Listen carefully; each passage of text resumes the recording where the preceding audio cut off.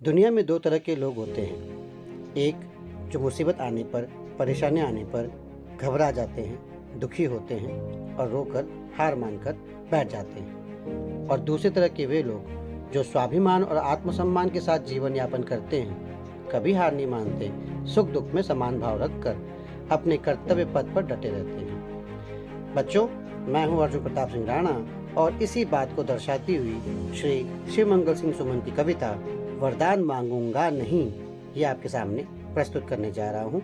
सरल अर्थ इसका बताने जा रहा हूँ। इन अनुदेशों का पालन करते हुए हम आगे बढ़ेंगे और यहाँ आपको शिवमंगल सिंह सुमन जी की जानकारी दी जा रही है। जैसा कि आप देख सकते हैं कि 5 अगस्त 1915 में उन्नाव उत्तर प्रदेश में उनका जन्म हुआ और 26 नवंबर 2002 में इनका निधन हो गया। जन कवि शिवमंगल सिंह सुमन जी प्रगतिवादी कविता के स्तंभ थे। उनके रचनाओं में जन कल्याण, प्रेम, इंसानी जुड़ाव, रचनात्मक विद्रोह के स्वर मुख्य रूप से मुखरित हुए हैं। जो रचनाएं शिवमंगल सिंह सुमन जी ने लिखी वो यहाँ पर दी गई हैं। हिल्लौल, जीवन के गान, युग का मेल, मिट्टी की बारात, विश्वास बढ़ता ही गया, वाणी की व्यथा आदि ये सब काव्य संग्रह हैं। इसके अलावा महादेवी की काव्य साधना, गीति काव्य, उद्भव और विकास ये उनकी गद्य रचनाएं हैं। बच्चों, गद्य मतलब प्रोज। अब हम आगे पढ़ते हैं इस कविता की तरफ, जिस कविता का नाम है वरदान मांगूंगा नहीं। लेकिन ये कविता नहीं बच्चों, गीत है। गीत क्या होता है? स्वर, पद, ताल से युक्त गाना ही गीत होता है। इसमें एक मुखड़ा और कुछ अंतरे होते हैं और प्रत्येक अंतर के बाद मुखड़े को दोहराया जाता है, जैसे वरदान मांगूंगा नहीं। प्रस्तुत गीत में कवि ने स्वाभिमान से जीने, सुख दुख में समान भाव रखने और कर्तव्य पथ पर डटे रहने के लिए प्रेरित किया है।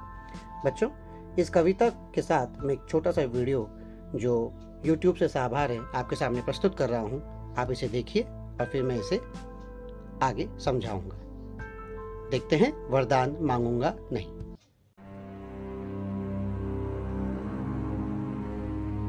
यह हार एक विराम है, जीवन महासंग्राम है।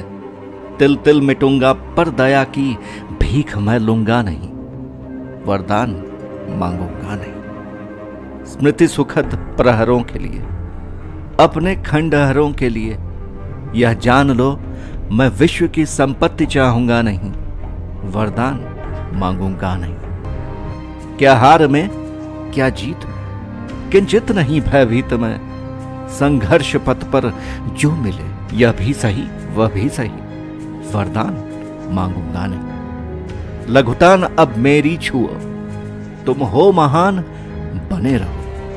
अपने हृदय की वेदना मैं व्यर्थ त्यागूंगा नहीं, वरदान मांगूंगा नहीं। चाहे हृदय को ताप दो, चाहे मुझे अभिशाप दो, कुछ भी करो कर्तव्य पथ से किंतु भागूंगा नहीं, वरदान मांगूंगा नहीं। तो बच्चों, कैसी लगी आपको ये कविता? उम्मीद है पसंद आई होगी, समझ में आई होगी। अब इसके सरल अर्थ को हम एक एक करके जानेंगे। पहला है, यह हार एक विराम है, जीवन महासंग्राम है। तिल तिल मिटूंगा पर दया की भीख मैं लूंगा नहीं, वरदान मांगूंगा नहीं। कवि इस कविता में क्या कहते हैं? वो कहते हैं कि जीवन एक महायुद्ध है और इस युद्ध में हार भी हो सकती है, जीत भी हो सकती है। यदि जीवन संघर्ष में हार का सामना करना पड़े तो मनुष्य को घबराना नहीं चाहिए, क्योंकि जीवन में मिली हार हमेशा के लिए नहीं होती। ये तो एक विराम की तरह होती है। विराम अर्थात ठहराव। हार से घबराकर मनुष्य को लेकिन कभी दया की भीख नहीं मांगनी चाहिए। कवि कहते हैं कि पराजय की हालत में मैं तिल तिल कर मिटना पसंद करूंगा, बट किसी के सामने दया की भीख नहीं मांगूंगा, वरदान नहीं मांगूंगा। कभी किसी के सामने झुकना, अपनी तकलीफों में किसी के सामने दया की भीख मांगना बच्चों, ये आपके स्वाभिमान को मिटा देता है और आप किसी के आभार तले दब जाते हैं। इसीलिए कवि कहते हैं कि मैं किसी के आगे दया की भीख नहीं मांगूंगा। अगला पद है, स्मृति सुखद प्रहरों के लिए, अपने खंडहरों के लिए, ये जान लो मैं विश्व की संपत्ति चाहूंगा नहीं, वरदान मांगूंगा नहीं। यहाँ पे कविता का सरल अर्थ भी साथ में दिया गया बच्चों, स्क्रीन पर आप देख सकते हैं। स्मृतियां यानी याद और सुखद सुख देने वाली। कवि कहते हैं कि अपने सुख देने वाले क्षणों को, प्रहर यानी क्षण, पल, इन पलों को यादगार करने के लिए और अपनी खंडहर यानी टूटी फूटी इच्छाओं की पूर्ति के लिए, जो इच्छा पूरी नहीं हो सकी उनको पूरा करने के लिए, मुझे यदि संसार भर की सारी संपत्ति मिल जाए तो जान लीजिए कि मैं उस संपत्ति को नहीं चाहूंगा। क्यों? क्योंकि मुझे दुनिया का सहारा नहीं चाहिए अपने सपनों को पूरा करने के लिए। मैं खुद अपने सपनों को पूरा करना चाहता हूं और उसके लिए मैं किसी की सहायता नहीं लूंगा, अर्थात विश्व की सारी संपत्ति भी ठुकरा दूंगा, लेकिन अपनी यादों को, अपने सपनों को पूरा करने के लिए किसी के सामने झुकूंगा नहीं। एक बार फिर दया की भीख मांगूंगा नहीं। ठीक है बच्चों। अगला है, क्या हार में क्या जीत में, किंचित नहीं भयभीत में, संघर्ष पथ पर जो मिले यह भी सही वह भी सही, वरदान मांगूंगा नहीं, वरदान मांगूंगा नहीं। ये कविता बहुत प्रेरणा देती है बच्चों, प्रेरणास्पद कविता है, इंस्पायरिंग कविता है, जो हमें कभी भी किसी के सामने झुकने के लिए मना करती है और कहती है कि हार जीत कोई मायने नहीं रखता। हम जानते हैं बच्चों, कई बार हम कहते हैं कि किसी भी प्रतियोगिता में कभी हार होती है और कभी जीत होती है। जब हार हो जाती है तो हम दुखी हो जाते हैं और जब जीतते हैं तो बहुत प्रसन्न होते हैं। इस प्रसन्नता में हमें भूल जाते हैं कि जीत और हार जो है वो मायने नहीं रखता। कभी कहते हैं कि मुझे हार का सामना करना पड़े या जीत हो, मुझे इसकी चिंता नहीं, यानी समान भाव से चीज़ों को स्वीकार करो। मैं नहीं डरता हारने से, घबराने से। महत्वपूर्ण क्या होता है बच्चों? महत्वपूर्ण होता है किसी प्रतियोगिता में भाग लेना। भाग लेने वाला व्यक्ति अपने आप ही जीत जाता है, तो फिर हार कैसी? हाँ, कभी ये कहते हैं कि संघर्ष करो, संघर्ष करने में हार मिले या जीत मिले उसे सहर्ष स्वीकार करो, लेकिन किसी की कृपा पाने के लिए या चीटिंग के जरिए या किसी की सहायता के जरिए मैं जीतूं, ये मैं वरदान नहीं मांगता। मैं किसी की कृपा का आकांक्षी नहीं हूं।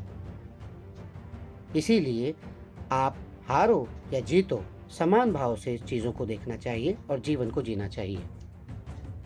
अगली कविता में कवि कहते हैं, लघुता न अब मेरी छुओ, तुम ही महान बने रहो, अपने हृदय की वेदना में व्यर्थ त्यागूंगा नहीं, वरदान मांगूंगा नहीं। बच्चों, हम सब जानते हैं कि हमारे जीवन में कोई ना कोई कमी होती है। कभी हमारे पास बहुत कुछ होता है, संपत्ति होती है, तो कभी कोई गरीब होता है, कभी कोई बड़ा होता है तो कोई छोटा होता है। किसी के रंग के नाम पर कोई मजाक उड़ाता है, किसी की हाइट पर कोई मजाक उड़ाता है, और इस वजह से हमारे अंदर एक हीन भावना जन्म लेती है। हमें लगता है कि हमारे पास ये नहीं है। लेकिन बच्चों, हम सब जानते हैं कि इस दुनिया में कोई ऐसा नहीं जो संपूर्ण हो। इसीलिए कवि कहते हैं कि मैं छोटा हूं तो मुझे इसकी चिंता नहीं है।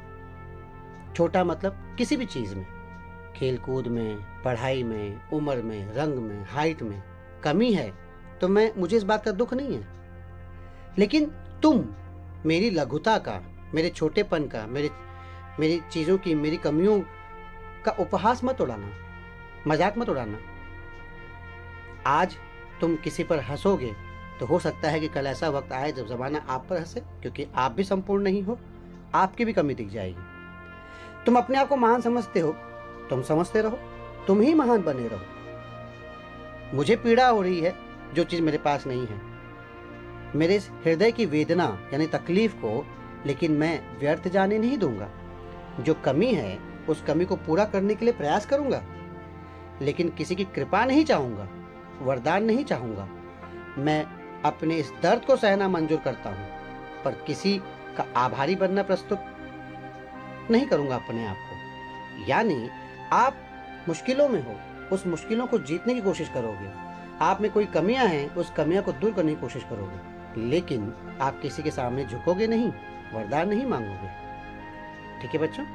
अंतिम पद इसका, चाहे, देखिए यहाँ पे कभी दुख कभी खुशी का मुखौटा पहन के हम घूमते हैं, लेकिन हमें समान भाव से रहना चाहिए। चाहे हृदय को ताप दो, चाहे मुझे अभिशाप दो, कुछ भी करो कर्तव्य पथ से, किंतु भागूंगा नहीं, वरदान मांगूंगा नहीं। वरदान मांगूंगा नहीं।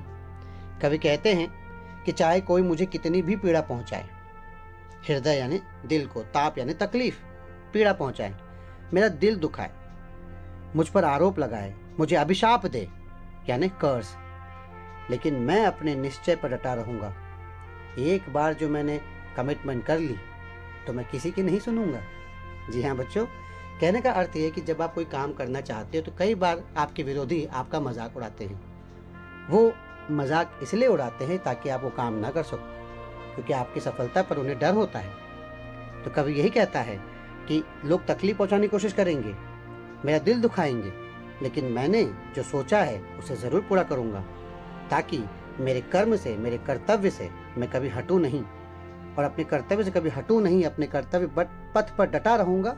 तो इसी से मेरा, मेरे परिवार के लोगों का, मुझे चाहने वालों का सम्मान होगा, वो खुश होंगे, और इसी बात का मैं ध्यान रखूंगा, अपने पद से कभी नहीं हटूंगा। तो देखा बच्चों, यह है कविता का सरल अर्थ। अंत में मैं यही कहना चाहूँगा, निष्कर्ष रूप में कंक्लूजन करते हुए, कि कवि ये कहना चाहते हैं, शिव मंगल सिंह सुमन जी, कि आत्मसम्मान और स्वाभिमान मनुष्य के बहुत बड़े गुण हैं, और जिनके पास ये गुण होते हैं हर कोई उनकी सराहना करता है, हर कोई उनकी तारीफ करता है।